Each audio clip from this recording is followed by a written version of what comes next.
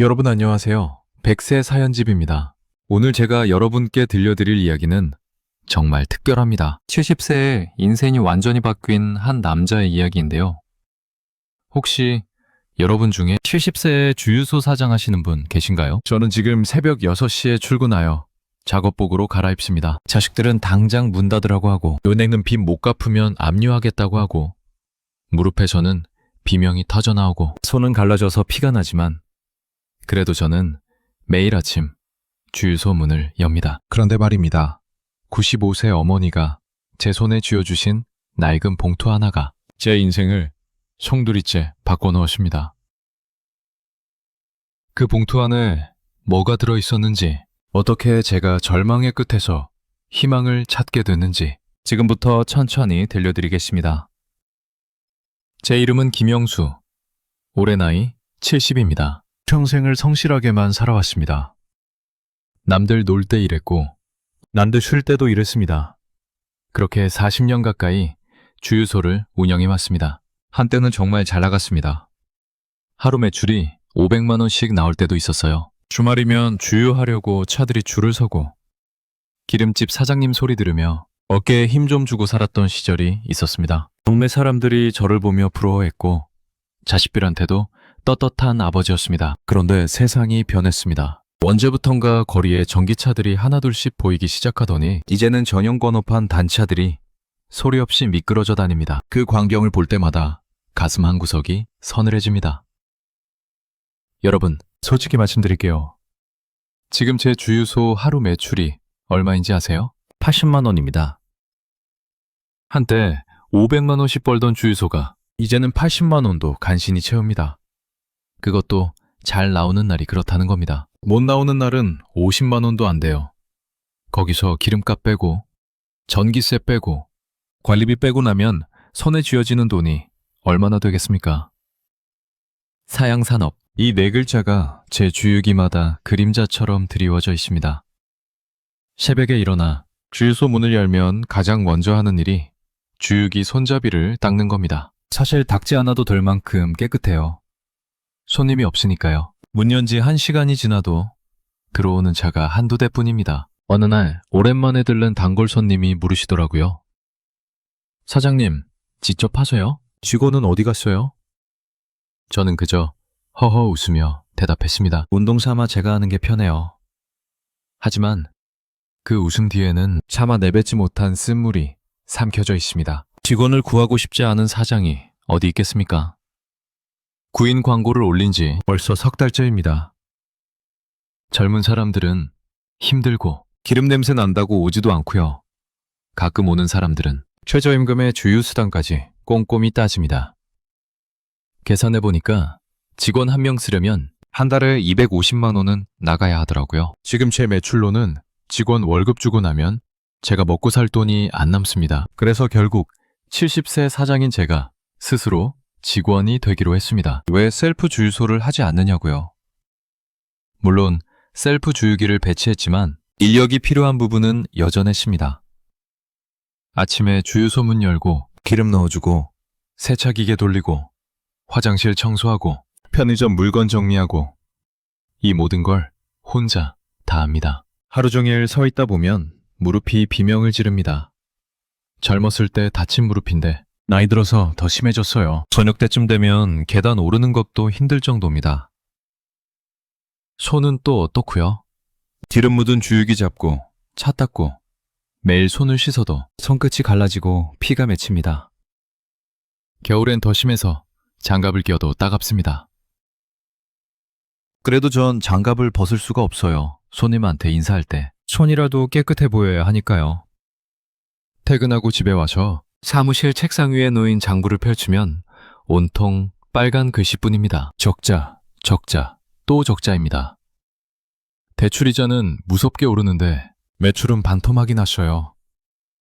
은행에서 돈 빌릴 때만 해도 이자가 연 3%였는데 지금은 6%가 넘습니다. 한 달에 이자만 200 몇십만 원씩 나갑니다, 여러분. 이게 무슨 말인지 아시겠어요? 장사에서 번 돈이 고스란히 은행 이자로 날아간다는 겁니다. 전기차 충전소가 여기저기 생겨날수록 제 주유기는 녹슬어가는 유물처럼 느껴집니다. 자식들을 전화합니다. 아버지, 그 고생을 왜 사소하세요? 적자인데 당장 접으세요. 저희가 용돈 드릴게요. 그 말이 고마우면서도 가슴을 후벼 팝니다. 자식들한테 용돈 타서 쓰는 삶이요? 그건 제게 단순한 경제적 원조가 아닙니다. 항복 선언입니다. 저는 평생을 남한테 손 벌리지 않고 살아왔습니다. 설령 그게 내 자식이라도 손 벌리고 싶지 않아요. 아침마다 갈 곳이 있다는 것, 누군가에게 어서 오세요라고 인사할 자리가 있다는 것, 그게 70세 남자의 마지막 자존심입니다. 집에 있으면 저는 그저 밥 먹여줘야 하는 노인이 됩니다. 하지만 주유소에 서 있으면 저는 여전히 결정을 내리는 사장입니다. 비록 적자장부를 보며 가슴을 칠지언정 기름 냄새 밴 작업복을 입고 현장을 지키는 지금이 제게는 살아있음을 느끼는 유일한 시간입니다. 그런데 말입니다. 현실은 정말 가혹합니다. 그날도 평소처럼 주유소에서 일하고 있었습니다. 손님도 없는 주유소에서 혼자 바닥을 쓸고 있는데 휴대폰이 울렸습니다. 문자 한 통이 도착했어요. 발신자를 보니 은행이더라고요. 제 손이 덜덜 떨리기 시작했습니다. 은행에서 오는 문자치고 좋은 소식은 없거든요. 문자를 열어보니 이렇게 써 있었습니다. 배출 연체 3개월 경과로 인한 기한의 이익 상실 통보 7일, 이내 미납액 불이행 시 담보권 실행을 위한 경매 신청, 부동산 명도 절차에 착수할 예정임. 여러분, 이 딱딱한 문자가 무슨 뜻인지 아시겠어요? 일주일 안에 돈을 갚지 못하면 은행이 제 주유소를 강제로 팔아버리고 저를 빈손으로 쫓아내겠다는 선전포고입니다. 70평생 남의 돈 한 번 떼먹지 않고 성실하게 살아온 저를 한순간에 길바닥으로 내몰겠다는 겁니다. 그토록 제 목을 죄어오던 연체 금액이 얼마였을까요? 바로 1,200만 원입니다. 누군가에겐 차 한 대 값도 안 되는 돈일지 모르지만 적자로 허덕이며 무릎이 닳도록 일하던 제게는 세상 그 무엇보다 무거운 절벽 같은 금액이었습니다. 이자 3개월치가 밀려 기한의 이익이 상실되었다며 당장 일주일 안에 1,200만 원을 입금하지 않으면 주유소를 경매에 넘기겠다고 합니다. 70평생 성실하게 살아온 사람이 유전 200만 원을 구하지 못해서 평생 일궈온 주유소를 잃게 생겼습니다. 손에 든 휴대폰을 보며 한참을 멍하니 서 있었습니다. 주변이 빙글빙글 돌더라고요. 이게 현실인가 싶었습니다. 그날 밤 잠을 한숨도 못 잤습니다. 천장만 바라보며 계산기를 두드렸어요. 통장 잔고는 80만 원. 이번 주 매출 예상액은 많이 잡아봐야 300만 원. 카드 한도는 진작에 다 썼고 빌릴 데도 없습니다. 친구들한테 손 벌릴 수도 없어요. 저보다 형편 나은 친구가 없거든요. 다들 나이 들어서 연금으로 근근히 살아가는 처지입니다. 결국 답은 하나밖에 없었습니다. 자식들한테 손을 벌리거나 아니면 주유소를 포기하거나 둘 중 하나를 선택해야 했습니다. 다음날 아침 큰아들한테 전화했습니다. 떨리는 목소리로 은행 문자 얘기를 꺼냈어요.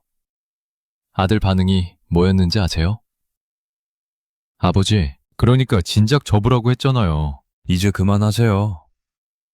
목소리에 짜증이 묻어났습니다. 저희가 매달 용돈 드릴 테니까 제발 그 고생 좀 그만하세요. 주유소 정리하시고 집에서 편히 쉬세요. 아들 입장에서는 맞는 말입니다. 70살 아버지가 새벽부터 밤까지 기름 냄새 맡으며 고생하는 게 안쓰러웠겠죠. 하지만 저는 그 말을 들으니 가슴이 무너지더라고요. 저는 아들한테 물었습니다. 그럼 아빠는 뭐하고 살아? 매일 집에서 텔레비전이나 보고 앉아 있으란 말이야? 아들이 대답했습니다. 그게 뭐가 나빠요?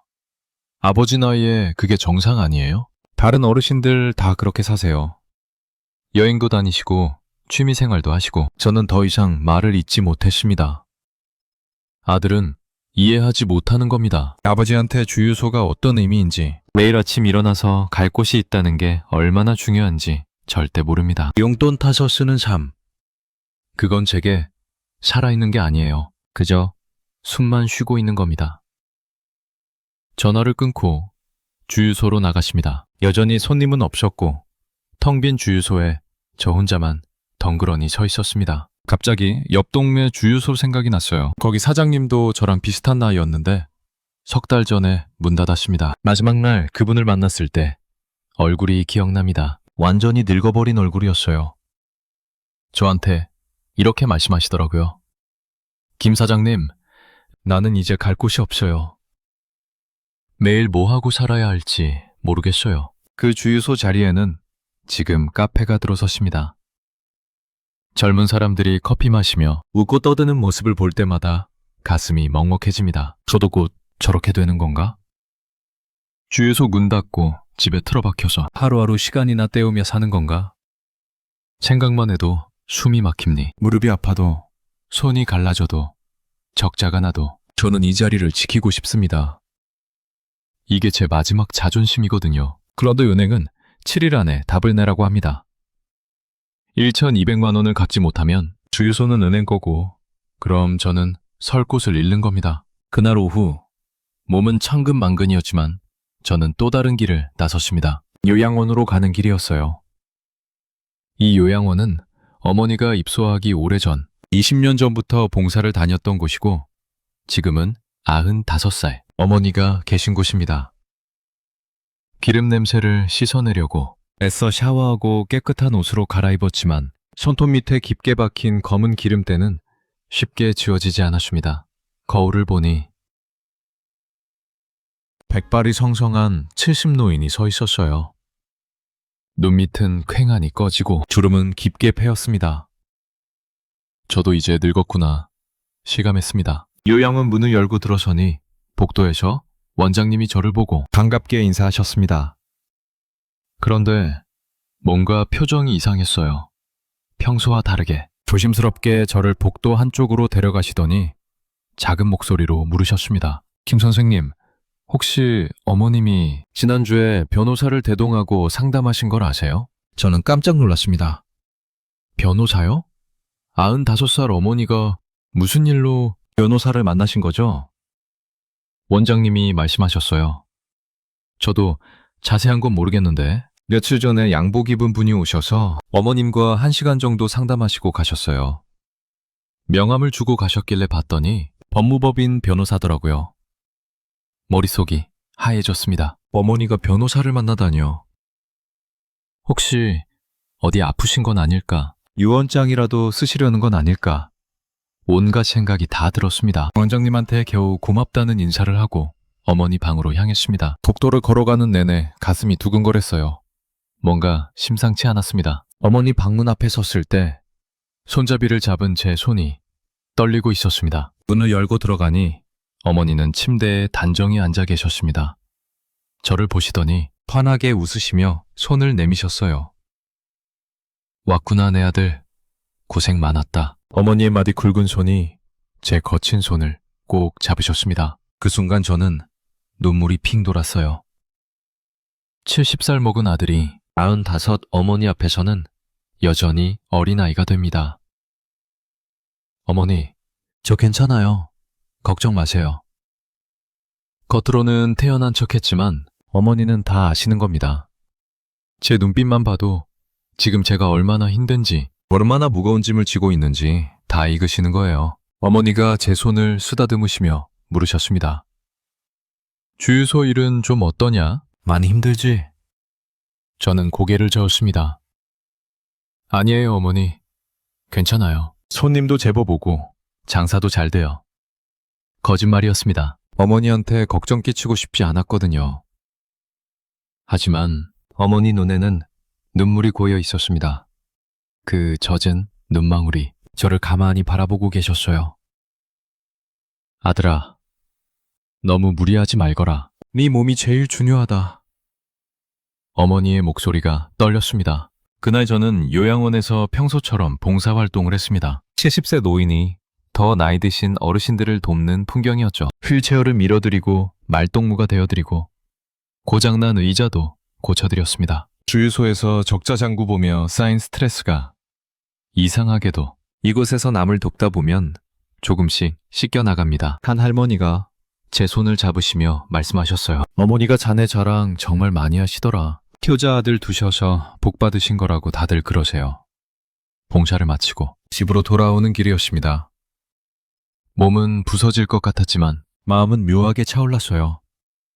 남들은 제 나이에 대접받고 편히 살아야 한다고 하지만 저는 누군가에게 도움을 줄 수 있다는 사실 자체가 고맙습니다. 적자 주유소 사장이 아니라 누군가의 아들로 또 누군가의 봉사자로 사는 이 시간만큼은 돈 계산도 이자 걱정도 잠시 잊을 수 있습니다. 집에 도착해서 현관문을 여는데 또 휴대폰이 울렸습니다. 이번엔 은행 전화였어요. 손이 다시 떨렸습니다. 전화를 받았습니다. 여보세요? 소화기 너머로 사무적인 목소리가 들렸어요. 김영수 고객님이시죠? 저희 은행 대출 담당 김 과장입니다. 문자 받으셨죠? 심장이 쿵쾅거렸습니다. 네, 받았습니다. 그 사람이 말했어요. 고객님, 이번이 마지막 통보입니다. 7일 이내 1,200만 원 납부하지 않으시면 담보권 실행에 들어갑니다. 주유소 명도 절차 진행될 예정이니 참고하시기 바랍니다. 명도 절차라는 말에 온몸이 얼어붙었습니다.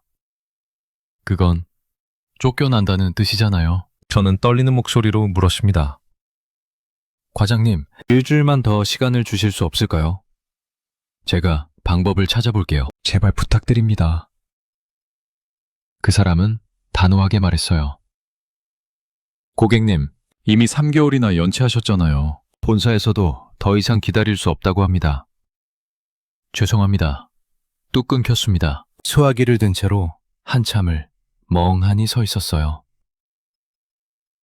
7일, 일주일 안에 1,200만 원을 만들어야 하는데 방법이 없습니다. 완전히 막다른 골목에 몰린 기분이었어요. 그날 밤도 잠을 설쳤습니다. 이불을 뒤집어 쓰고 누워있는데 자꾸만 어머니 얼굴이 떠올랐어요. 요양원에서 제 손을 잡으시던 그 따뜻한 손.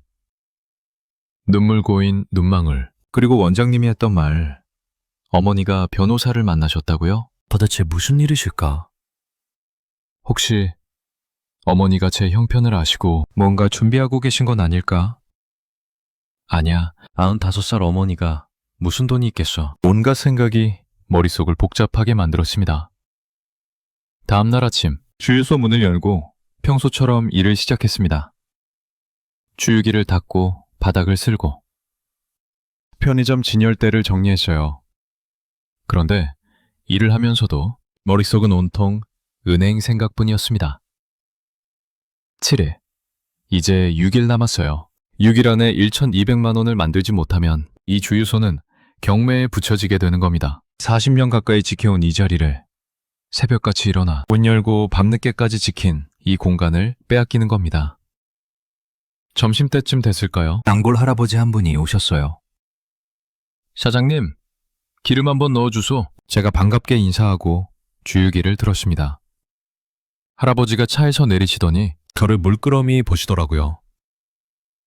사장님, 안색이 안 좋아 보이는데? 어디 아프신가? 저는 괜찮다고 손살에 쳤습니다. 아닙니다. 그냥 좀 피곤해서요. 할아버지가 한숨을 쉬시며 말씀하셨어요. 요즘 주유소들 다 힘들다면서요. 옆 동네 주유소도 문 닫았다던데. 그 말에 가슴이 철렁 내려앉았습니다. 할아버지가 계속 말씀하셨어요. 세상 참 빨리 변하네. 내가 젊었을 때만 해도 주유소 하면 본방석 앉는다고 했는데 말이야.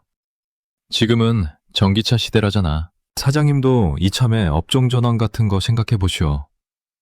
업종 전환이요? 저는 쓴웃음을 지었습니다. 70살에 무슨 업종 전환을 하겠어요, 할아버지. 저는 이것밖에 할 줄 아는 게 없습니다. 평생 이 일만 해왔거든요. 할아버지는 안타까운 눈빛으로 저를 바라보시더니 기름값을 내고 가셨습니다. 오후 3시쯤 저는 다시 요양원으로 갔습니다. 어머니를 뵈러 가는 건 일주일에 서너 번 정도인데 요즘은 거의 매일 갑니다. 주유소에 있으면 답답하고 불안해서 견딜 수가 없거든요. 어머니 얼굴만 봐도 마음이 좀 놓입니다. 요양원 문을 열고 들어서니 로비에 어르신 몇 분이 앉아 계셨어요. 저를 보시더니 반갑게 인사하십니다. 아, 김 선생님 오셨네. 어머니 뵈러 오셨어요? 한 할머니가 제 손을 잡으시며 말씀하셨습니다. 김 선생님, 어머니가 자네 이야기 정말 많이 하시더라.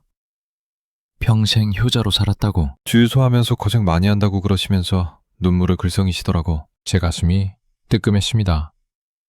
어머니가 제 걱정을 많이 하고 계시는구나. 바른 할아버지가 끼어드셨어요. 그러게 말이야. 며칠 전에도 우리 아들 평생 성실하게만 살았는데 이제 좀 편하게 해주고 싶다고 그러시더라니까. 그 순간 제 심장이 쿵 내려앉았습니다. 어머니가 제 형편을 다 알고 계시는구나. 아무리 숨기려 해도 어머니 눈은 속일 수 없었던 겁니다. 또 다른 할머니가 말씀하셨어요. 그래서 그런가 며칠 전에 정장 입은 분이 오셔서 어머니랑 오래 얘기하고 가시더라니. 혹시 자네도 알아? 저는 고개를 저었습니다. 아니요, 저는 잘 모르겠는데요. 할머니가 고개를 끄덕이시며 말했어요. 그래? 나는 또 자네가 알고 있는 줄 알았네. 어머니가 뭔가 준비하시는 것 같던데. 뭔가 준비하신다고요? 제 귀가 쫑긋해졌습니다. 할아버지 한 분이 말씀하셨어요.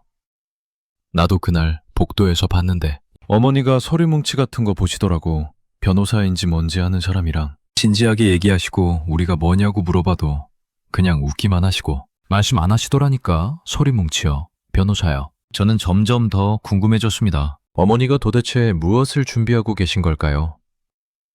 어르신들과 인사를 나누고 어머니 방으로 갔습니다.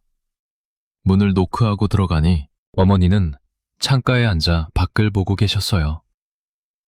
어머니, 저 왔어요. 어머니가 돌아보시더니 환하게 웃으셨습니다. 왔구나. 내 아들 어서 와. 저는 어머니 곁에 앉았습니다. 어머니, 오늘 컨디션은 어떠세요? 어디 불편한 데는 없으세요? 어머니가 제 손을 꼭 잡으셨어요. 나는 괜찮다. 네가 더 걱정이구나. 어머니 방을 둘러보니 책상 위에 낯선 서류 봉투가 보였습니다. 두툼한 갈색 봉투였어요, 어머니. 저게 뭐예요? 제가 물었더니 어머니는 잠깐 망설이시더니 말씀하셨습니다. 저건 그냥 정리해야 할 게 좀 있어서 말이다. 어머니의 목소리가 평소와 달랐어요. 뭔가 숨기고 계시는 것 같았습니다. 저는 더 묻지 않았어요. 어머니가 말씀하고 싶으실 때 말씀하시겠지 생각했습니다. 그날도 요양원에서 봉사를 했습니다. 복도 청소도 하고 어르신들 휠체어도 밀어드렸어요. 한 할아버지가 제게 말씀하셨습니다. 김 선생, 자네 70인데도 이렇게 봉사하러 다니니 기특하네. 요즘 같은 세상에 보기 드문 사람이야. 저는 쑥스러워서 손사래를 쳤습니다. 아닙니다. 제가 오히려 위로받고 힘을 얻어갑니다. 정말 그랬어요. 주유소에서는 적자 때문에 가슴이 답답하지만 이곳에서 어르신들을 도우면 마음이 한결 가벼워집니다. 봉사를 마치고 어머니께 인사드리려 방에 들렀습니다. 어머니, 저 이제 갈게요. 내일 또 올게요. 어머니가 제 손을 꼭 잡으시며 말씀하셨어요. 아들아, 너무 무리하지 말거라. 네, 건강이 제일 중요하단다. 어머니의 눈에 또 눈물이 고였습니다. 저는 어머니가 왜 자꾸 우시는지 알 것 같았어요. 제가 힘들어하는 걸 다 아시는 겁니다, 어머니. 괜찮아요. 저 정말 괜찮으니까 걱정 마세요. 거짓말이었지만 어머니를 안심시켜드리고 싶었습니다. 요양원을 나와 주차장으로 가는데 휴대폰이 울렸습니다. 발신자를 보니 요양원이었어요. 방금 나왔는데 무슨 일이지? 전화를 받았습니다. 여보세요? 원장님 목소리였습니다. 김 선생님, 혹시 벌써 나가셨어요? 네, 방금 주차장인데요. 무슨 일 있으세요? 원장님이 급하게 말씀하셨습니다. 어머님이 선생님을 다시 좀 만나고 싶다고 하시네요. 지금 바로 올라오실 수 있으세요?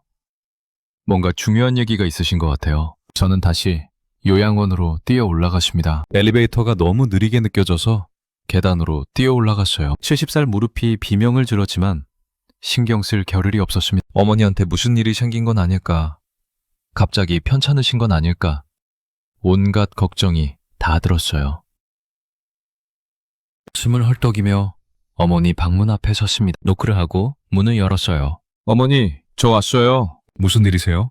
어머니는 침대에 단정히 앉아 계셨습니다. 평소와 다르게 정갈한 옷을 입고 계셨어요. 머리도 곱게 빗으셨고요. 뭔가 중요한 일을 앞두고 준비하신 것 같았습니다. 저를 보시더니 옆에 앉으라는 손짓을 하셨어요. 저는 어머니 옆에 조심스럽게 앉았습니다. 어머니, 괜찮으세요? 어디 불편하신 데는 없으시고요? 어머니가 제 손을 두 손으로 꼭 잡으셨습니다. 그 손이 떨리고 계셨어요. 아들아, 엄마가 할 말이 있다. 어머니의 목소리가 평소보다 진지했습니다. 저는 가슴이 두근거리기 시작했어요. 네, 어머니, 말씀하세요. 어머니는 잠시 눈을 감으시더니 천천히 입을 여셨습니다. 아들아, 네가 주유소에서 얼마나 고생하는지 내가 다 안다. 기름 냄새 맡으며 새벽부터 밤까지 일하는 것도, 대출 이자 갚느라 밤잠 설치는 것도, 무릎 아픈 거 참으며 혼자 모든 일 하는 것도 어머니는 다 지켜보고 있었다. 저는 깜짝 놀랐습니다. 어머니, 어떻게 하세요? 제가 말씀드린 적 없는데요. 어머니가 쓴웃음을 지으셨어요. 아들아, 어미가 자식 마음을 모르겠느냐. 네 눈빛만 봐도 다 알 수 있다. 요즘 들어 네 얼굴이 너무 말라서 어머니 가슴이 찢어질 것 같구나. 밤마다 기도하면서 울었다. 우리 아들 좀 편하게 해달라고. 제발 그 무거운 짐 좀 내려놓게 해달라고 말이다. 어머니의 목소리가 떨렸습니다. 저도 눈시울이 뜨거워졌어요. 어머니가 계속 말씀하셨습니다. 아들아, 넌 평생을 너무 성실하게만 살았다. 남들 놀 때도 이랬고 남들 쉴 때도 이랬어. 자식들 뒷바라지하느라, 부모 봉양하느라 네 인생은 하나도 없이 살았단 말이다. 그렇게 40년을 악착같이 일해서 주유소 일궈놓았는데 이제 와서 세상이 바뀌었다고, 전기차 시대라고, 너한테 문 닫으라고 하는구나. 이게 말이 되느냐. 어머니의 눈에서 눈물이 주르륵 흘러내렸습니다. 어머니, 울지 마세요. 저 괜찮아요. 저는 어머니 손을 꼭 잡았습니다. 하지만 어머니는 고개를 저으셨어요. 아니다, 아들아. 넌 괜찮지 않아. 어머니가 다 안다. 은행에서 압류 통지 받은 것도 알고 자식들한테 용돈 타기 싫어서 버티는 것도 다 안단 말이다. 저는 충격을 받았습니다. 어머니가 어떻게 그것까지 다 아시는 거죠? 어머니가 말씀하셨어요. 며칠 전에 큰애가 요양원에 왔었다. 네 사정을 다 얘기하더구나. 아버지가 주유소 때문에 고생이 이만저만이 아니라고. 빚도 많고 이젠 정말 한계라고 말이다. 제 가슴이 철렁 내려앉았습니다. 큰아들이 어머니한테 그런 얘기를 다 했다뇨. 어머니를 걱정시키지 않으려고 숨겼는데 결국 다 들키고 만 거예요. 어머니, 죄송해요. 걱정 안 시키려고 말 안 했는데 어머니가 제 손을 더 세게 잡으셨습니다. 미안해할 필요 없다. 오히려 어머니가 미안하지. 아들이 이렇게 힘든데 어머니는 이 늙은 몸으로 아무것도 해줄 수 없으니 말이다. 어머니는 잠시 숨을 고르시더니 책상 쪽으로 고개를 돌리셨어요. 그리고는 떨리는 손으로 서랍을 여시더니 그 두툼한 갈색 봉투를 꺼내셨습니다. 아까 제가 봤던 그 봉투였어요. 어머니가 봉투를 제 앞에 놓으셨습니다. 아들아, 이제 어머니 인생도 얼마 남지 않았구나. 95인데 언제 눈을 감아도 이상하지 않은 나이 아니냐. 어머니가 죽기 전에 이것만은 꼭 너한테 전해주고 싶었다. 봉투를 여세요? 저는 떨리는 손으로 봉투를 집어들었습니다. 무거웠어요. 뭔가 중요한 서류가 들어있는 것 같았습니다. 천천히 봉투를 열었어요. 안에는 서류 뭉치가 들어있었습니다. 제일 위에 있는 서류를 꺼내봤더니 등기증서였어요. 건물 등기증서. 제 손이 더 심하게 떨렸습니다. 어머니, 이게 뭐예요? 제가 물었더니 어머니가 조용히 대답하셨습니다. 그건 어머니가 평생 아껴서 지켜온 상가 건물이다. 네가 20살 때 어머니가 작은 가게 하나 샀었지. 기억하느냐? 그때는 정말 작은 가게였어. 그걸 조금씩 키워서 지금은 3층짜리 건물이 됐단다. 1층은 편의점, 2층은 학원, 3층은 사무실이 들어와 있다. 저는 깜짝 놀라서 어머니를 쳐다봤습니다. 어머니, 그런 건물이 있으신 줄 몰랐어요. 왜 말씀 안 하셨어요? 어머니가 쓸쓸하게 웃으셨어요. 말하면 너희들이 팔아서 나눠 가지려고 할까봐 숨겨뒀지. 어머니는 그 건물을 네 형제들한테 물려주고 싶지 않았다. 평생 고생만 한 내게 주고 싶었어. 너 하나만 챙기는 게 아니라 네가 제일 고생했으니까 너한테 주는 게 맞다고 생각했단다. 어머니의 목소리에 확신이 담겨 있었습니다. 저는 서류를 보며 눈물이 핑 돌았습니다. 건물 주소를 보니 시내 중심가였어요. 임대 현황을 보니 월세가 한 달에 500만 원이었습니다. 500만 원이요? 어머니, 이게 정말 제 거예요? 믿을 수가 없었어요. 어머니가 고개를 끄덕이셨습니다. 그래, 며칠 전에 변호사 선생님 불러서 다 정리했다. 이제 이 건물은 내 명으로 넘어간다. 법적으로 문제없게 다 처리했으니 걱정하지 마라. 어머니가 제 손을 쓰다듬으시며 말씀하셨어요. 아들아, 이제 그 무거운 주육이 좀 내려놓아라. 빚도 갚고 남은 인생은 네가 하고 싶었던 봉사도 실컷 하면서 편히 살아라. 돈 걱정 때문에 밤잠 설치지 말고 자식한테 손 벌리는 부끄러움도 겪지 말고 말이다. 이 건물에서 나오는 월세면 충분히 네가 편하게 살 수 있을 거다. 어머니의 목소리가 간절했습니다. 저는 더 이상 참을 수가 없었습니다. 눈물이 주르르 흘러내렸어요. 70살 먹은 아들이 95 어머니 앞에서 아이처럼 울었습니다. 어머니, 감사합니다. 정말 감사합니다. 저는 어머니 손을 꼭 잡고 고개를 숙였어요. 눈물이 뚝뚝 떨어져서 어머니의 마른 손등 위로 번졌습니다. 어머니도 우셨어요. 우리 모자는 한참을 그렇게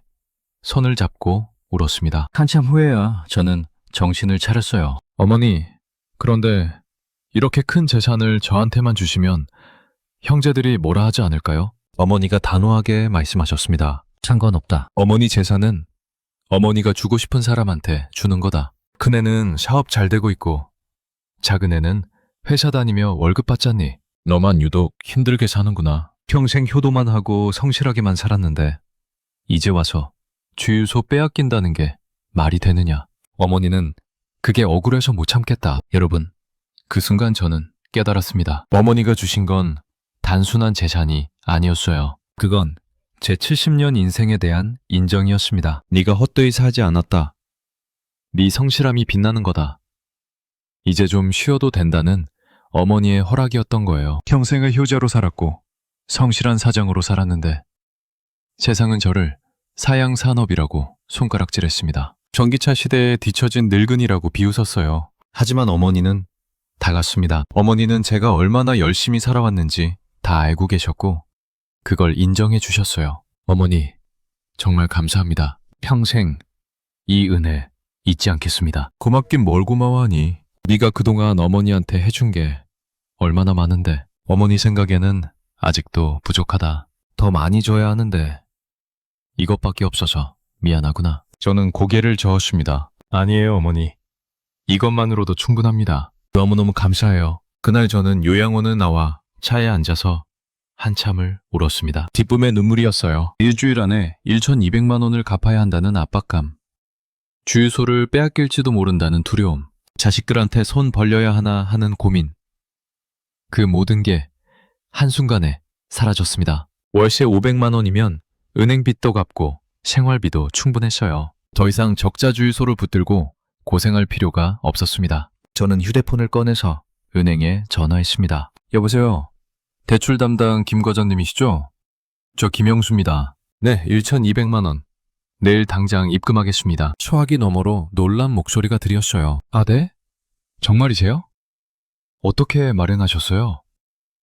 저는 환하게 웃으며 대답했습니다. 방법이 생겼습니다. 내일 오전에 입금할 테니 확인해 주세요. 전화를 끊고 나니 가슴이 뻥 뚫리는 것 같았어요. 그 무겁게 짓누르던 돌덩이가 한순간에 사라진 기분이었습니다. 다음날 아침, 저는 곧장 은행 창구로 달려갔습니다. 어머니가 마련해 주신 돈으로 연체된 원리금 1,200만 원을 그 자리에서 상환했습니다. 창구 직원이 두드리는 키보드 소리에 맞춰 제 통장에서 숫자가 빠져나가는 걸 눈앞에서 지켜봤습니다. 평생 피땀 흘려 모은 돈이 나갈 때는 그렇게 아깝더니 이번엔 달랐습니다. 그 숫자들이 사라지는 만큼 제 마음의 짐도 함께 씻겨 내려가는 것 같아 오히려 후련하기만 했습니다. 이제 경매 절차는 완전히 중단된 겁니다. 직원의 그 한마디를 듣고서야 저는 비로소 참았던 숨을 크게 내뱉을 수 있었습니다. 이제 더 이상 압류 통지에 떨지 않아도 되고 밤마다 이자 걱정에 잠 못 이루지 않아도 됩니다. 은행 직원이 신기한 듯 저를 쳐다봤어요. 고객님, 어제까지만 해도 힘들다고 하시더니 어떻게 이렇게 빨리 마련하셨어요? 저는 그냥 웃으며 대답했습니다. 하늘이 도왔습니다. 아니, 어머니가 도와주셨죠? 은행에서 나와 주유소로 가십니다. 평소처럼 새벽 6시에 문을 열었어요. 주유기를 닫고 바닥을 쓸었습니다. 똑같은 일이었지만 오늘따라 느낌이 완전히 달랐어요. 어제까지만 해도 이 주유기가 저를 짓누르는 무거운 짐처럼 느껴졌는데 오늘은 그냥 오랜 친구 같았습니다. 40년 가까이 함께한 동반자 말입니다. 손님이 없어도 괜찮았어요. 매출이 적어도 상관없었습니다. 더 이상 이 주유소로 먹고 살아야 한다는 압박이 없으니까요. 점심때쯤 큰아들한테 전화했습니다. 여보세요, 아버지? 무슨 일이세요? 아들 목소리가 조심스러웠어요. 아마 제가 또 돈 얘기를 꺼낼까봐 걱정했나 봅니다. 저는 밝게 말했습니다. 아들아, 은행빚 다 갚았다. 더 이상 걱정하지 마라. 아들이 깜짝 놀라서 물었어요. 네? 어떻게요? 어디서 돈을 구하셨어요? 저는 대답했습니다. 할머니가 도와주셨다. 자세한 건 나중에 얘기해 줄게. 아들은 한동안 말이 없었어요. 아버지, 그럼 이제 주유소 정리하시는 거죠? 주유소요? 저는 잠깐 생각했습니다. 사실 이제 주유소를 계속할 필요가 없었어요. 월세 500만 원이면 충분히 먹고 살 수 있었으니까요. 하지만 제 입에서 나온 대답은 달랐습니다. 아니다. 아버지는 주유소 계속할 거야. 다만 이제는 돈 벌려고 하는 게 아니라 사람들 만나는 사랑방으로 만들 생각이다. 아들이 의아해하며 물었어요. 사랑방이요? 그게 무슨 말씀이세요? 저는 천천히 설명했습니다. 아들아, 아버지한테 이 주유소는 단순히 돈 버는 곳이 아니었어. 매일 아침 일어나서 갈 곳이 있다는 것. 누군가를 만나고 인사할 수 있다는 것. 그게 아버지를 살아있게 만드는 거란다. 이제는 적자 걱정 없이 이 공간을 더 의미 있게 쓰고 싶구나. 지나가는 어르신들한테 차 한잔 대접하고 쉬어가라고 하고 싶어. 아들은 한숨을 쉬었지만 더 이상 반대하지 않았습니다. 알겠습니다, 아버지. 하고 싶으신 대로 하세요. 그날 오후 저는 다시 요양원으로 갔습니다. 어머니를 뵈러 가는 발걸음이 전에 없이 가벼웠어요. 어머니 방문을 열고 들어갔습니다. 어머니, 저 왔어요. 어머니는 창가에 앉아 계셨어요. 저를 보시더니 환하게 웃으셨습니다. 왔구나, 내 아들. 얼굴이 한결 밝아졌네. 저는 어머니 앞에 무릎을 꿇고 앉았습니다. 어머니, 은행빚 다 갚았어요. 이제 주유소 빼앗게 걱정 없습니다. 정말 감사해요. 어머니가 제 손을 꼭 잡으셨습니다. 다행이구나. 이제 좀 마음 편히 살 수 있겠네. 주유소는 정리할 거냐?